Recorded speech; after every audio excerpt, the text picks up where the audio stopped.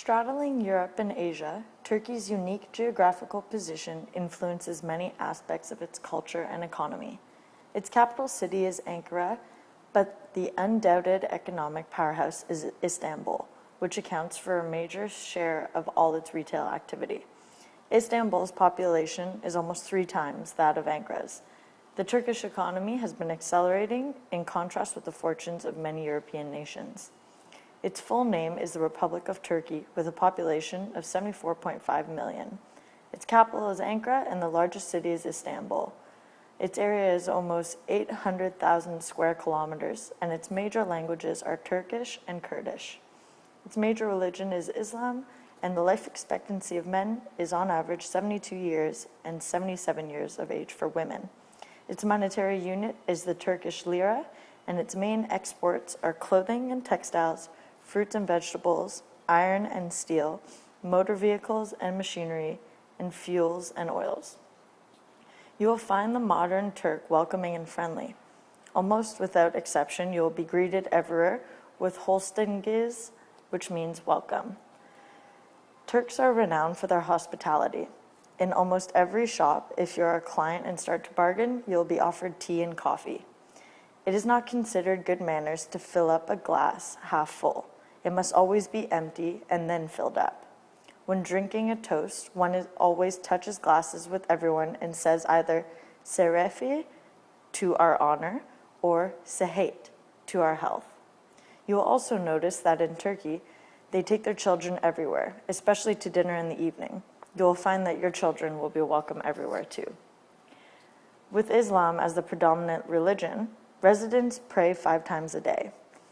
If you decide to visit a mosque during your stay in Turkey, be aware that ladies are expected to cover their shoulders and legs. You must take off your shoes and leave them in the front door. If you should go visit a Turkish family in the village, you should take off your shoes upon arrival. The custom is to kiss the elder's hand and bring it to your forehead. Friends and others would greet each other with either 1 or 2 kisses on the cheek.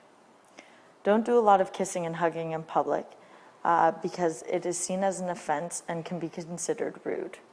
It should be remembered that in Turkey, Turks are by nature a modest nation, being a collectivist society, and find other people's nudity offensive as well.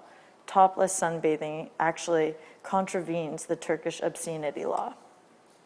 Body language. Wagging your head from side to side doesn't mean no in Turkish. It means I don't understand.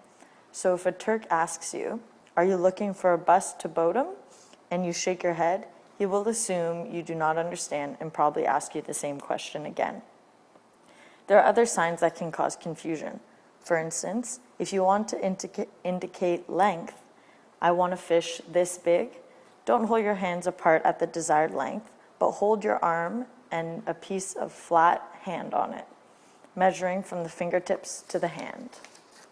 Height is indicated by holding a flat hand the desired distance above the floor or some flat surface, such as a countertop or tabletop. If someone, a shoekeeper or restaurant waiter for instance, wants to show you, "Come on, follow me," he will wave his hand downward and toward himself in a scooping motion. Etiquette. Gift giving has no real place in business relationships or etiquette. Relationship building and the like will usually take the form of dining or sightseeing trips rather than lavish gifts. Most business entertaining will take place in restaurants. Turks enjoy food, and the meal is a time for relaxing and engaging in good conversation. The protocol of Turkish hospitality dictates that the host always pays for the meal. The concept of sharing a bill is completely alien. You may try and offer to pay, which may be seen as polite, but you should never be allowed to do so. It is vital that you maintain eye contact while speaking as well, since Turks take this as a sign of sincerity. Naming conventions. When addressing a Turk, the most common method is to call a man by his first name, followed by bey, spelled B-E-Y. So, Ertin Gonca would be Ertin Bey. Similarly, a woman's first name would be followed by Hanim. Where professional titles exist, such as doctor or professor, always use them on their own or before the first name. This is always the case with many professions such as lawyers or engineers. Within Turkish companies and organizations, senior ranking staff will be addressed accordingly. A common example is Mr. Manager, known as Mudur Bey. A common phrase you will hear Turks using is efendim, literally meaning my master. You will hear this from a waiter, secretary, taxi driver, doorman, shop staff, and many others. It is simply a polite way of addressing people that you are not familiar with. Food in daily life. Turkish cuisine includes many different stews of vegetables and meat, lamb and beef primarily, borek, kebab, and dolma dishes, and a sourdough bread eaten with almost every meal. Borek is a pastry made of thin layers of dough intercepted with cheese, spinach, and our ground meat. Kebab is a common word for meat roasted in pieces or slices on a skewer or as meatballs on a grill. Dolma is the generic name for dishes made of vegetables. Examples, tomatoes and peppers. Leaves, example, grape, cabbage, and eggplant, are stuffed or wrapped with rice in bulgur pilaf.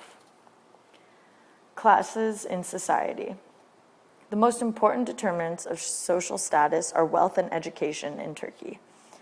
The basic categories include the wealthy urban educated class, the middle urban class, the urban lower class, the large rural landowner class, and the general rural population.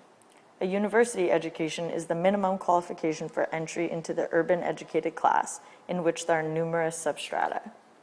Symbols of social stratification.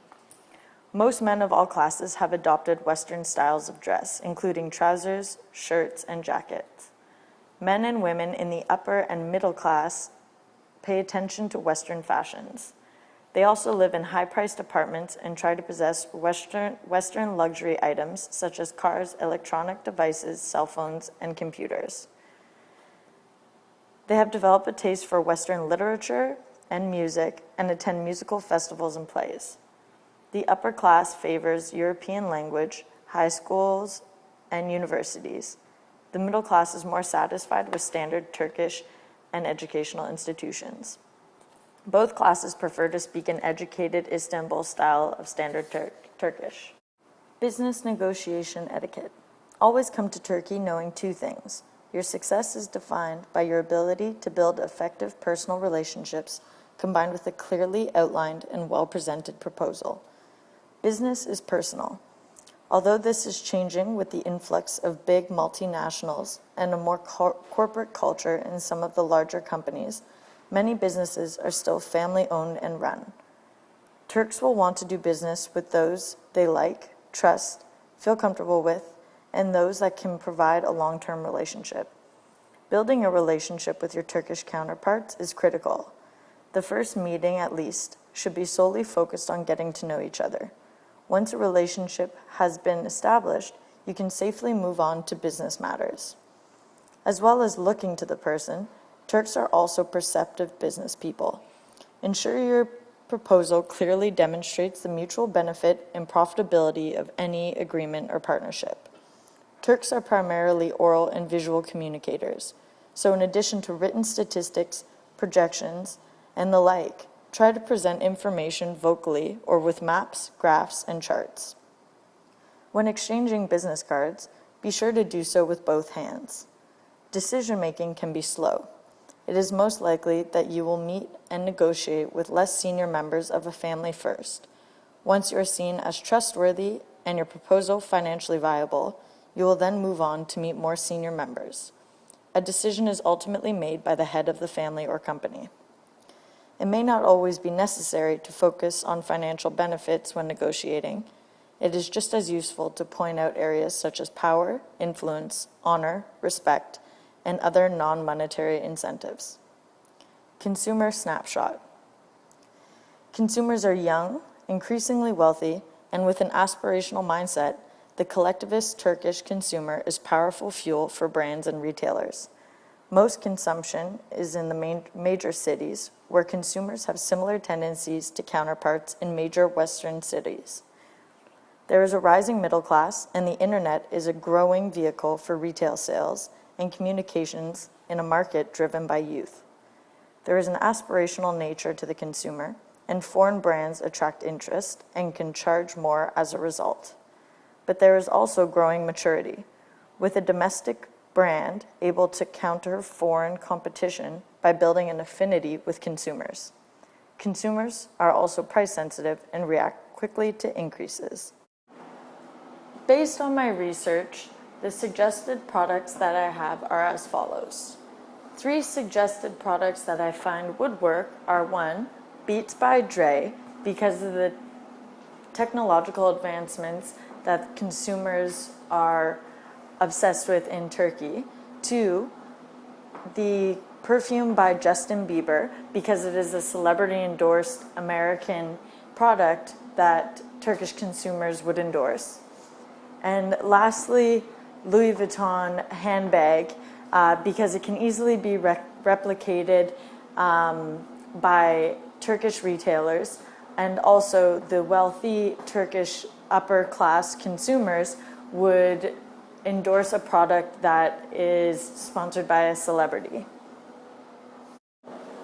Products that would be unsuccessful in the country of Turkey include a Crosley record player, because consumers enjoy using more technologically advanced products such as iPads or iPods as opposed to more retro products. Secondly, Topshop overalls, because of the traditions and religions in Turkey where women are asked to cover up when praying. Therefore, overalls would not be something that would work for that.